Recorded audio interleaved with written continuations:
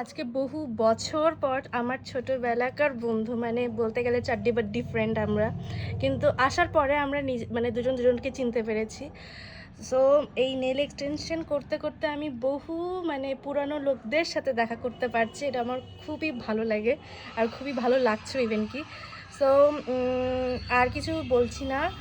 আর জিনিসটা খুবই সুন্দর, নেলসটা দারুণ লাগছে। আর আমি এর মধ্যে শুধু রেডি করে যাচ্ছি because red is I think so in trend. তো বল কেমন লাগছে তোর?